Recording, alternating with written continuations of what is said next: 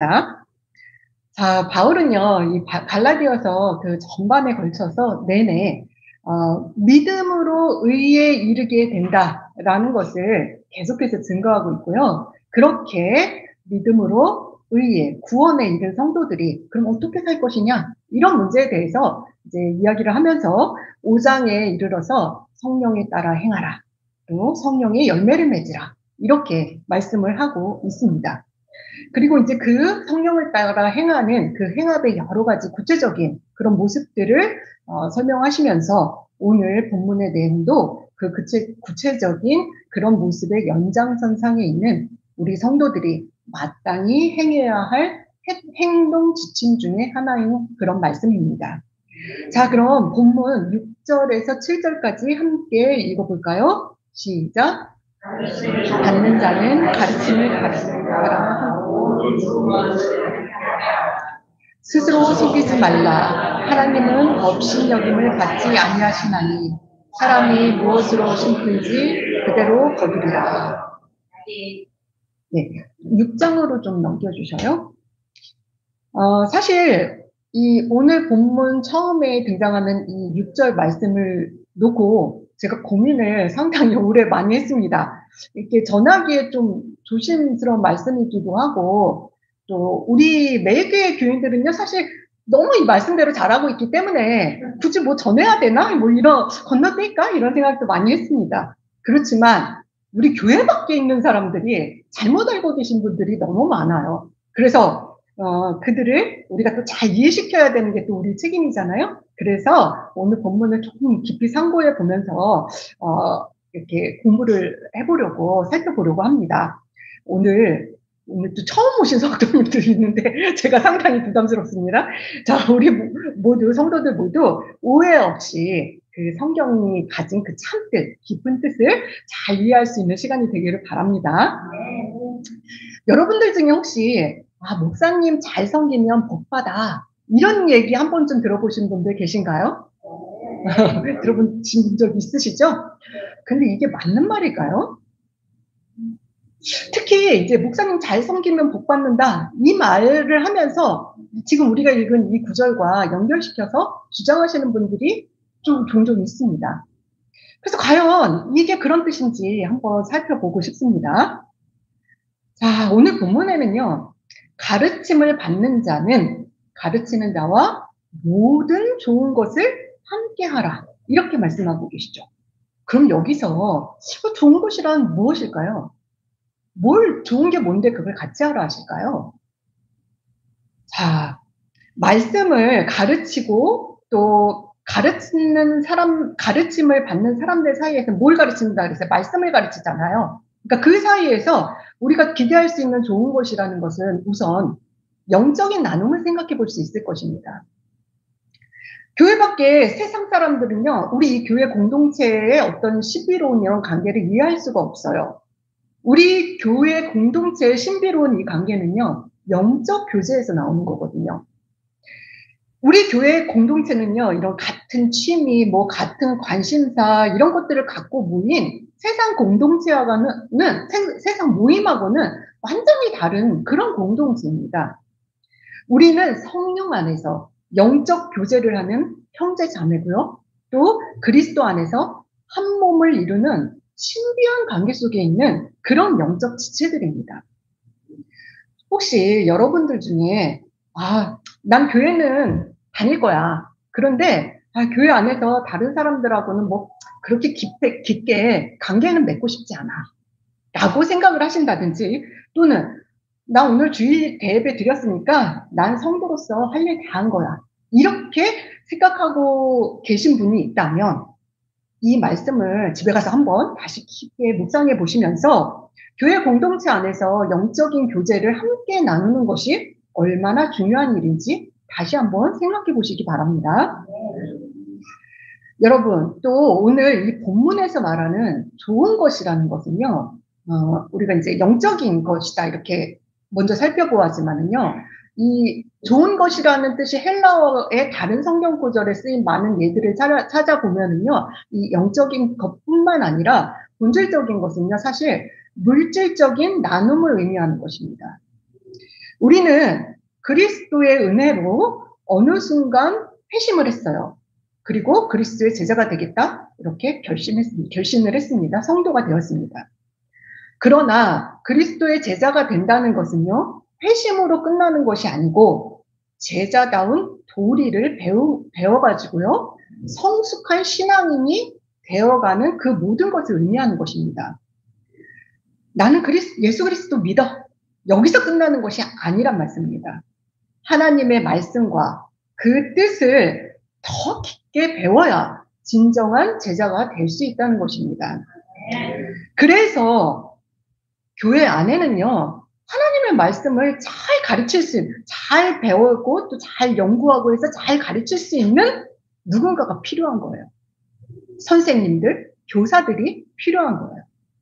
이 교사들이 말씀을 더 잘 가르치고 또 그렇게 하기 위해서 시간과 힘을 어떻게 하겠어요? 이 말씀 연구에 쏟아야겠죠. 그래서 이렇게 쏟을 수 있도록 성도들이 그들을 재정적으로 지원해야 한다라고 사도 바울은 이 본문에서 말씀하고 있는 것입니다.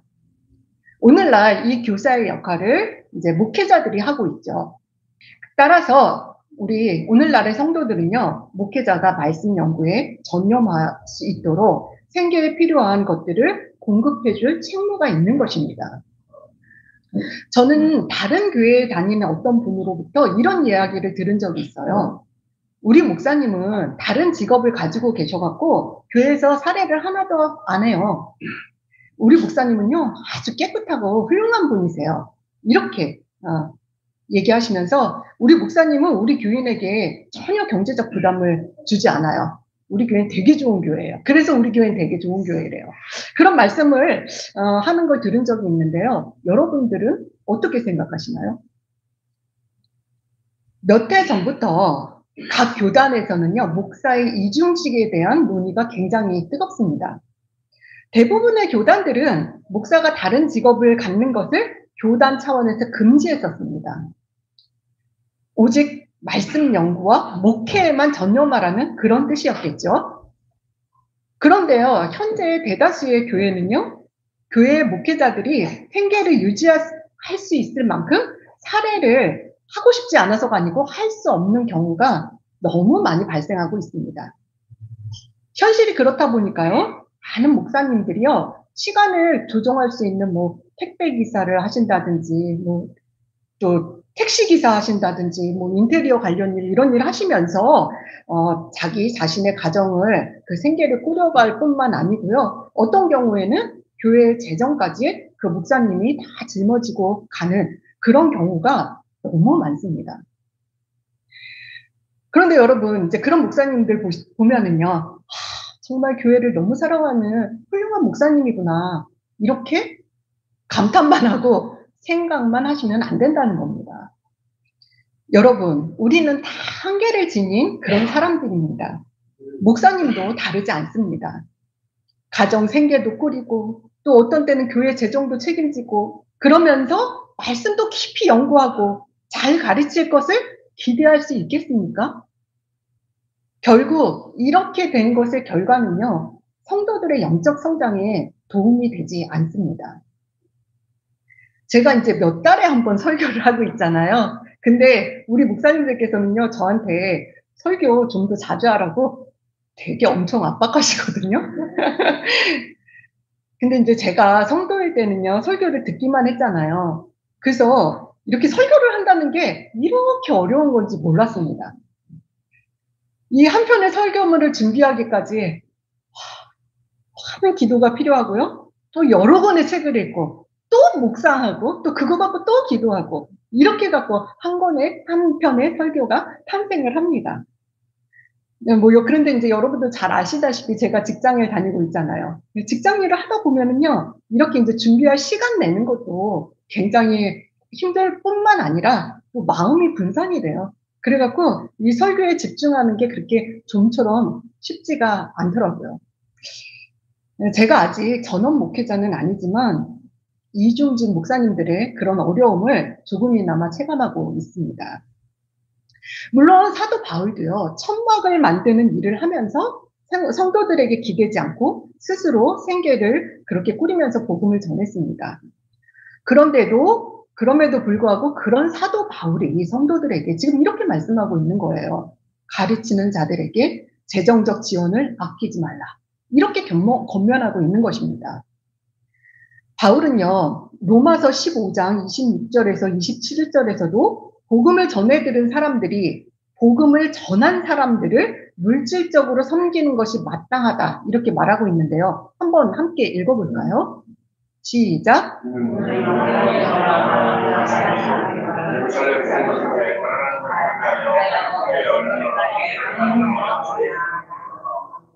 저희가 기뻐서 하였거니와 또한 저희는 그들에게 빚진 자니 만일 이방인들이 그들의 영적인 것을 나눠 가졌으면 육적인 것으로 그들을 섬기는 것이 마땅하니라. 자, 이렇게 말씀하셨고, 자, 다시 6절로 한번 가보실까요? 그리고 저는 이 6절에서요, 이 본문 6절에서 함께하라 이 단어에 주목해 보고 싶습니다. 이 함께하라라는 단어의 더 깊은 뜻은요, 나누다, 교제하다 이런 뜻이 내포되어 있습니다. 다시 말해서 목회자에게 주는 사례라는 것이요, 단순히 일한 것에 대한 임금을 지급하는 성질의 것이 아니라는 것입니다. 그것은요, 물질적인 것으로 함께 나누고 물질적인 것으로 함께 교제한다는 그런 의미인 것입니다. 말씀 맡은 자들은요, 그 은사대로 성도들에게 영적 나눔을 해야 하는 것이고요. 성도들은 또 하나님께서 주신 재정적 은사에 따라서 그 은사대로 물질적 나눔을 하는 것입니다. 세상의 다른 교육이나 다른 서비스들은 어때요? 내 돈 내고 내 돈 내산이잖아요. 그리고 내가 돈 낸 것만큼의 서비스를 당연히 내가 누리는 거잖아요. 그러나 교회 안에서의 말씀 교육은 그것과 다른 것입니다. 각기 하나님이 받은 은사대로 서로 나누고 그렇게 해서 더욱 풍성해지는 그런 영적 교제인 것입니다. 그렇기 때문에 성도들은 항상 목사님들의 이제 생활이 어떠신지 이렇게 늘 관심을 가지고, 또 목사님들은 또 어때야겠어요?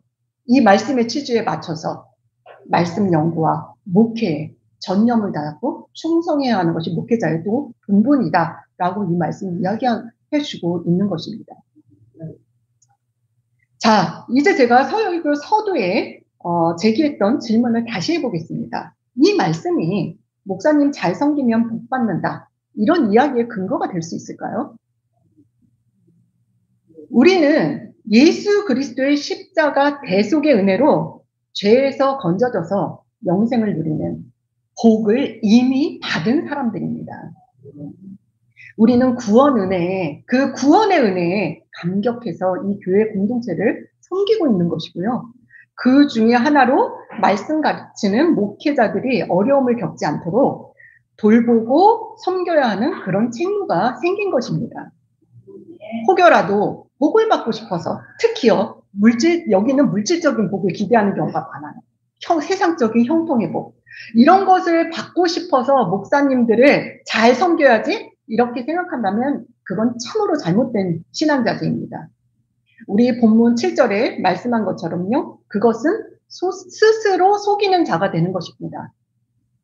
하나님은 우리의 그런 얄팍한 생각에 속아 넘어가시는 분이 아니십니다. 하나님은 얄팍하게, 그럴싸하게 속이는 행동을 하나님을 업신여기고 모욕했다고 말씀하십니다. 여러분, 하나님은 나보다 나를 더 잘하시는 분이라는 것을 기억하시고 명심하시기 바랍니다.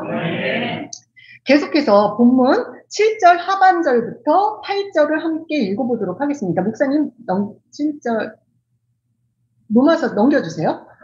네. 예, 하나 더 넘겨주세요. 예, 여기서부터 다시 읽어보겠습니다. 시작. 사람이 무엇으로 심든지 그대로 거두리라. 자기의 육체를 위하여 심는 자는 육체로부터 썩어질 것을 거두고, 성령을 위하여 심는 자는 성령으로부터 영생을 거두리라. 아까도 말씀드렸다시피 이 계절에 너무나 잘 어울리는 말씀입니다. 우리 속담에요. 콩 심은데 뭐 나요? 예, 팥 심은데 팥난다. 이런 속담 있죠. 콩을 심으면 뭐 납니까? 그리고 아이들한테 물어봐도 당연히 콩이 납니다. 이렇게 이야기할 거예요. 이것은 누구나 알 수 있는 너무나 쉽고 지극히 상식적이고 당연한 이야기죠. 이런 당연한 원리처럼 자기 육체를 위해 심는 자, 자기 욕심, 또 자기 욕망, 혹은 뭐 자기 죄가 될 수 있어요. 이런 것들을 따라 사는 사람은 결국은 육체로부터 썩어질 것을 거두게 될 것이다 라고 이야기하고 있는 것입니다. 썩어질 것. 뭘까요? 썩어진다는 것은 없어지는 것이에요. 결국은 사망의 길로 가게 될 것이다 라고 이렇게 말씀을 하고 있습니다. 반면에 성령을 위하여 성령의 인도를 따라 살아가면 어떻게 된다고 하시나요? 네, 마지막 때에 영생을 얻게 될 것이다 라고 이야기합니다. 믿으십니까? 네. 여러분, 우리는요, 콩을 수확하고 싶어요. 그럼 어떻게 해요? 콩 심어요. 팥 얻고 싶어요. 그럼 팥 심어요. 돈 벌고 싶어요. 그럼 어떻게 해요? 일해요. 세상에서는요, 자기 얻고 싶은 일, 얻고 싶은 것, 하고 싶은 뭐 해야 되는지 다 알아요. 그래가지고, 아무 의심 없이 그것에 노력과 시간과 열심을 다합니다. 그런데 왜 자신의 육체를 위해서 살면 사망의 길로 갈 것이고 성령의 인도를 따라 살면 영원한 생명을 얻게 되리라는 이 중차대한 문제는 왜 관심이 없는 겁니까? 우리 인생에서 정말 중요한 문제가 무엇이란 말입니까? 내가 콩을 얻었어요. 팥도 얻었어요. 돈도 얻었어요. 세상 즐거움 다 가졌어요. 다 누렸을지라도 내게 생명이 없으면 그 모든 게 무슨 의미가 있습니까? 우리 매일교회 성도님들은요, 내 인생에서 정말 중요한 것, 가장 중요한 것, 그것이 무엇인지 깨달으며 살아가시는 성도님들 되시길 소망합니다. 네. 그럼 성령을 위하여 심는다라는 것은 어떻게 하는 것일까요? 성령을 위해서 사는 삶, 항상 기도하고, 또 이렇게 예배 열심히 오고, 또 찬양 막 뜨겁게 하고, 이런 것을 말하는 것일까요? 물론 우리는 기도도 하고 예배도 하고 또 그렇게 함으로써 하나님과의 항상 그 관계를 친밀하게 가져야 되는 그런 사람들이면 우리 그런 성도님은 맞습니다. 그런데요, 하나님은 거기까지만 원하시질 않아요. 그것보다 더 높은 차원을 항상 원하세요.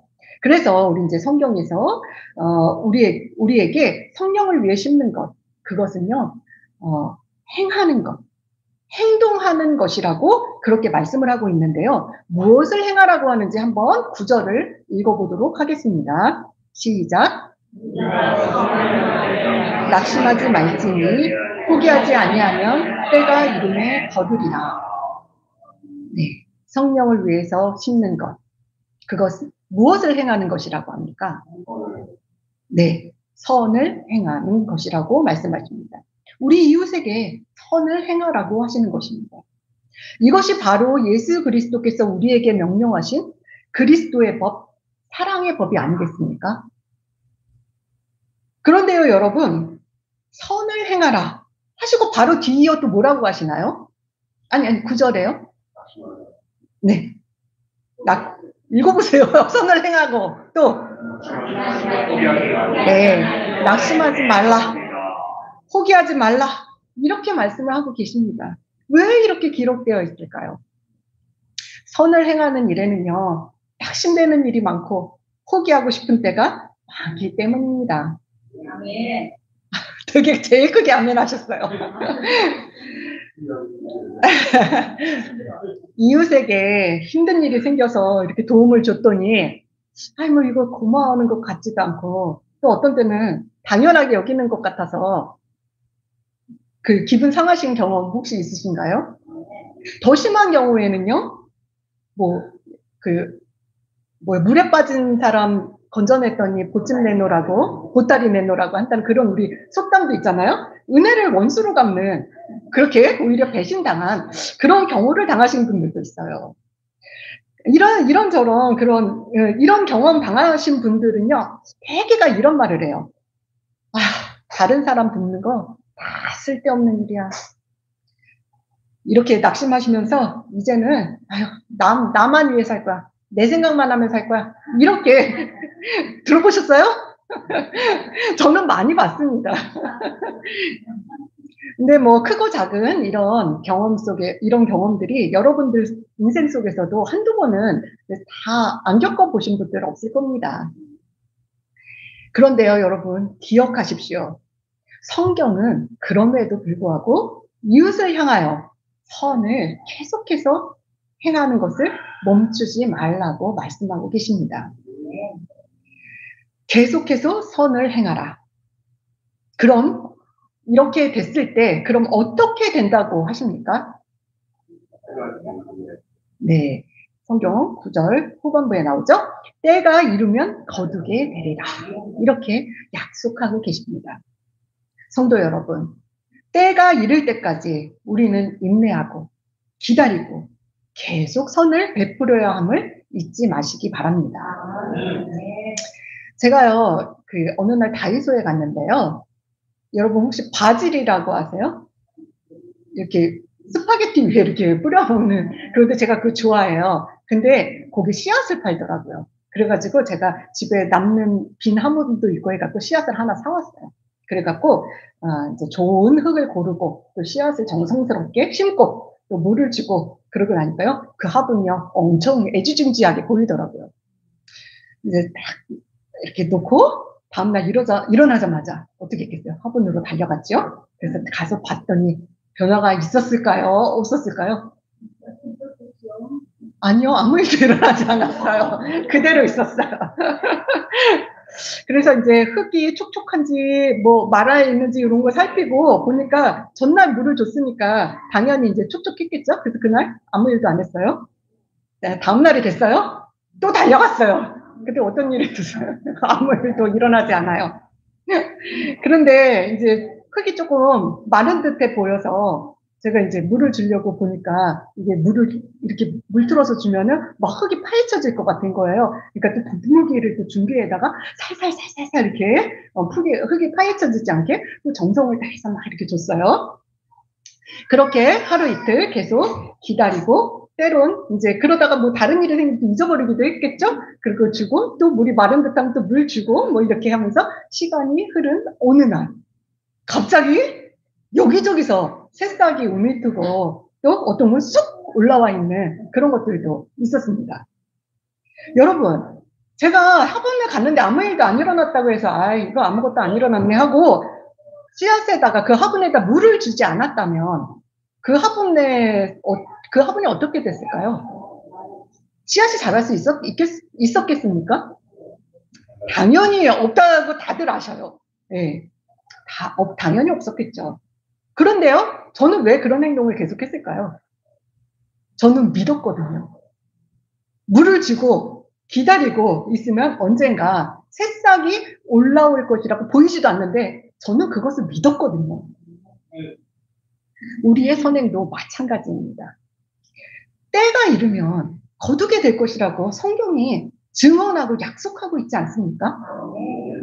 다만 우리가 생각하는 그 때가요, 하나님이 말씀하시는 그 때하고 좀 다릅니다.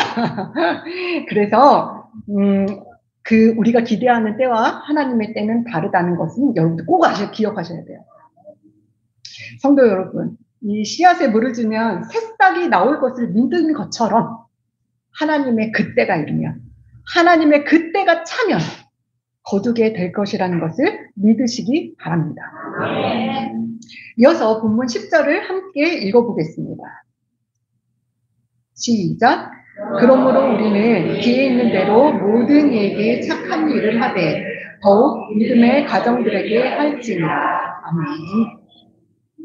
여기서도 마찬가지로 이 선한 행동을 하는 것, 착한 일이라고 나와 있죠. 이렇게 하는 것은요, 고통받은 사람들을 돕고 특별히 이 원어적인 뜻을 보면은요, 재정적인 도움을 주는 것을 포함합니다.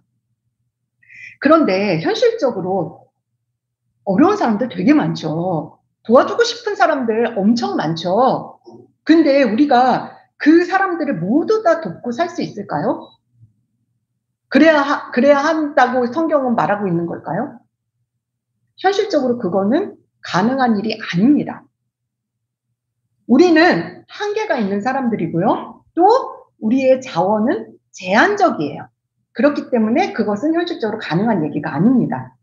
그래서 성경은 진짜 오묘해요. 그런 것까지 다 아시고요. 친히 우선순위를 정해 주셨어요. 자, 누구를 최우선으로 도우라고 말씀하십니까? 네. 믿음의 가정.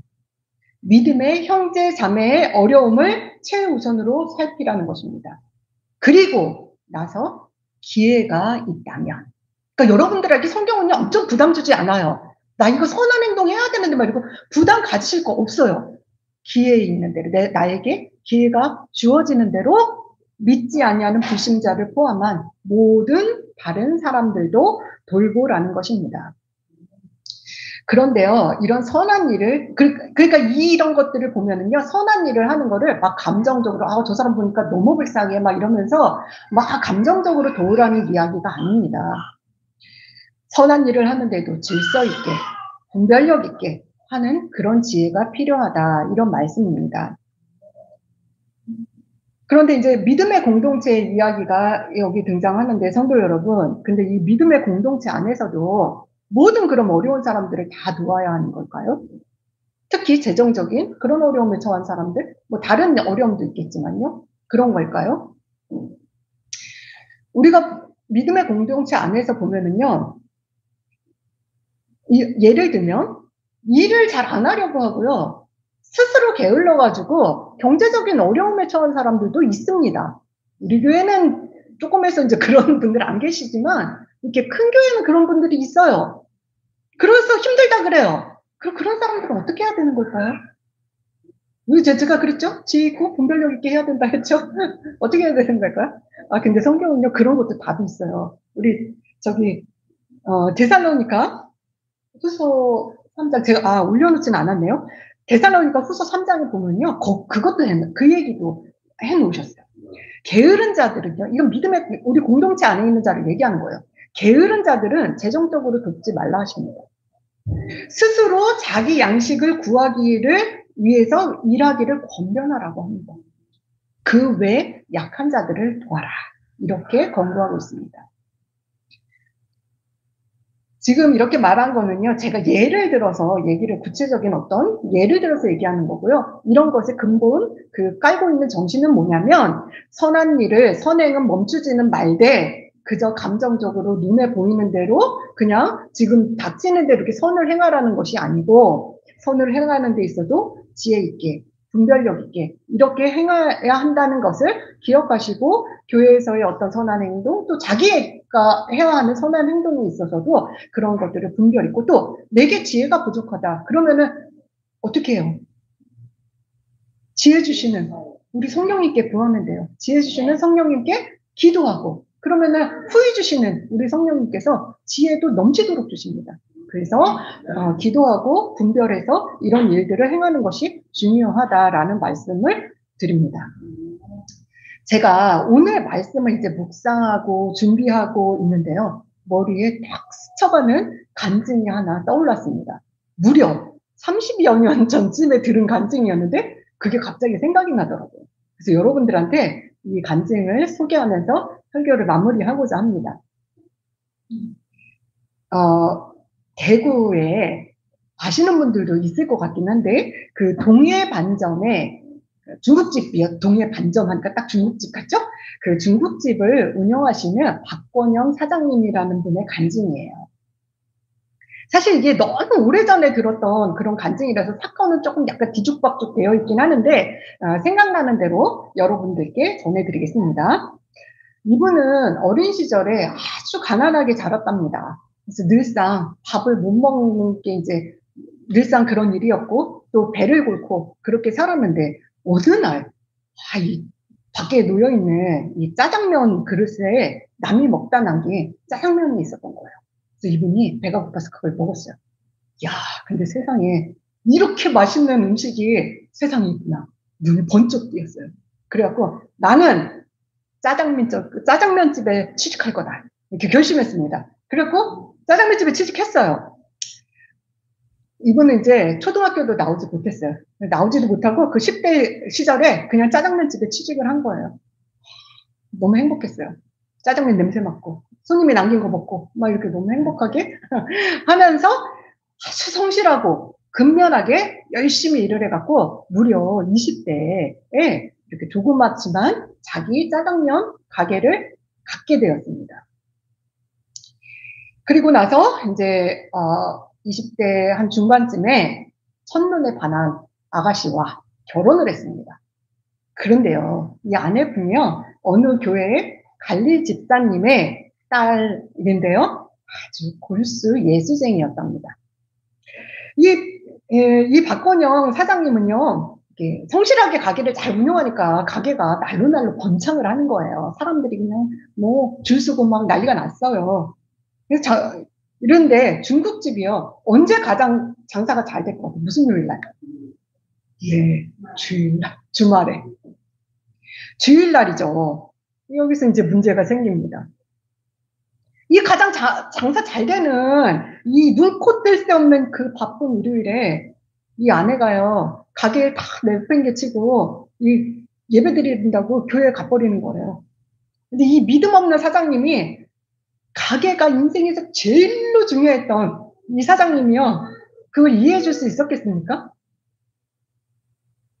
안 해주셨겠죠. 그래서 결국은요, 이 사장님은 아내를 교회를 못 나가게 합니다. 그런데요, 이 골수 예수쟁이 아내가요, 남편 말을 안 들어요. 자기는 죽어도 교회를 가겠답니다. 그리고 교회를 가요. 그러니까 이제 말이 안 통하죠. 그러니까 이 사장님이 어떻게 했을까요? 네, 때렸습니다. 그래서 아내 때리고 또 뭐 성경책은 불태우고 뭐 이랬는데 또 아내가 또 가요. 그러면은 이제 예배를 드리고 있으면 교회 당까지 갑니다. 찾아가. 화가 난 거지 이제. 그래가지고 이렇게 사람들이 이렇게 많은데 아내 머리채를 휘어잡고 그리고 막 끌고 가고 집으로 끌고 오고 뭐 이런 일이 뭐 비일비재했습니다. 이 사장님은요, 자기 관심사가 오로지 중국집밖에 없었어요. 1년 365일을 일을 했고요. 그렇게 일하려면 체력이 중요하잖아요. 체력이 중요해. 그래서 짬이 나면 복싱을 했어요. 그러니까요, 이 복싱에서 이 체력이 다부진 건장한 남자가 가녀린 여자를 하루가 멀다 하고 두들겨 패니 이 아내분 상태가 어땠을까요? 자, 그러던 어느 날, 또 그날도 이 신앙의 문제로 아내를 흠씬 두들겨 때렸던 그런 날이었습니다. 너무 많이 맞은 아내가 이제 방에 들어가서 누웠고, 이 사장님은 이제 가게 홀에 앉아서 술 한잔 하고 있다가 자기도 모르게 그 가게 테이블에 이제 누워서 잠이 들었어요. 근데 밖이 갑자기 소란소란한 거예요. 그래서 눈을 이렇게 떴어요. 근데 밖에 되게 막 시끄러워요. 그래서 나가봤어요. 그랬더니 앰뷸런스가 막 삐우삐우 하면서 막 가고 있는 거예요. 옆에 있는 동네 사람한테 아니 무슨 일입니까? 무슨 일이에요? 이러고 물어보니까 그분이 아니 당신 아내가 지금 병원에 실려가는 중 아니냐 이러는 거예요. 깜짝 놀래가지고 그 앰뷸런스를 막 따라간 거예요. 막 가니까 우리 아내 어디 가는 거냐고 막 이제 따라간 거예요. 그랬더니 앰뷸런스가 이렇게 막 사라져 가는 거죠. 그 뒤를 막 따라갔어요. 가다 보니까 어느 길 앞에 커다란 문이 딱 막혀져 있어요. 그리고 나서 거기에 어떤 사람 둘이 딱 그 문을 지키고 있는 그런 모습, 그 앞에 이제 당도를 한 거예요. 한 사람이 묻습니다. 넌 누구냐? 여기 왜 왔냐? 이렇게 묻는데 그 기세가 뭐 소술이 커놓고 그 웬만한 사람은 이 사람도 대단한 사람인데 그 웬만한 사람은 다 기가 죽을 수밖에 없는 그런 분위기였더랍니다. 그리고 이 박 사장님이 저는 박건영이라는 사람인데 내 아내를 실은 그 앰뷸런스가 이리로 갔습니다. 나 좀 여기 좀 들어가게 해달라. 내가 아내 찾으면 이제 찾아서 집에 돌아가려고 그럽니다. 그랬더니 그 또 옆에 있던 사람이 책을 뒤적 이렇게 하더니 네 아내는 지금 죽어서 천국에 들어갔고 너는 지옥에 갈 놈인데 왜 여기 와가지고 이러고 있지? 이놈을 지옥으로 보내야 돼. 이렇게 얘기를 하더랍니다. 그래서 이 박사님이 그 말을 듣는데 너무 무섭고 너무 놀랐고 그래고 덜덜 떨게 됐습니다. 그래도 이제 또 옆에 있던 분이 또 책을 뒤적뒤적 이렇게 하더니 그런데 이놈이 와이프하고 뭐 교회에 나쁜 짓은 많이 했는데 이놈이 어려운 사람들을 많이 도와줬네? 이놈한테 기회 한 번 더 줘볼까? 이렇게 얘기를 하더랍니다. 그리고 이제 무서워서 이렇게 벌벌벌벌 떨고 있는데 갑자기 눈이 확 떠졌어요. 꿈인지 환상인지 모를 그런 일을 겪고 나가지고 이렇게 보니까 자기 아까 잠들어 있던 가게 홀 아니더랍니다. 너무 놀라서 방문을 열고 들어가 봤더니 아내가 다행히 자고 있어요. 그래서 아내를 보니까 죽지 않고 살아있어 너무 기쁜 거예요. 또 그리고 또 이렇게 보니까 아내가 뭐 여기저기 멍들고 부어 터지고 막 이걸 보니까 미안해. 불쌍한 마음이 막 이렇게 들더랍니다. 아무튼 놀란 사장님이 아내를 막 깨웠어요. 깨워가지고 지금 당장 교회 가자. 지금 당장 새벽 예배 가자. 이런 거예요. 그러니까 아내가 놀래가지고 아니 이 사람이 또 왜 이러냐. 또 교회 가서 무슨 행패를 부리려고 일어나. 이렇게 하면서 함께 그 길로 새벽 예배를 간 이후로 그 가정은 굉장히 신실한 믿음이 있는 가정이 되었고 이분이 이제 이런 간증을 하셨습니다. 사실 이 사장님은요 이런 간증하기 이전에 예수를 만나기 이전부터 이렇게 교회 다니기 이전부터 좋은 일을 많이 하는 꽤나 알려지신 분이었다고 합니다.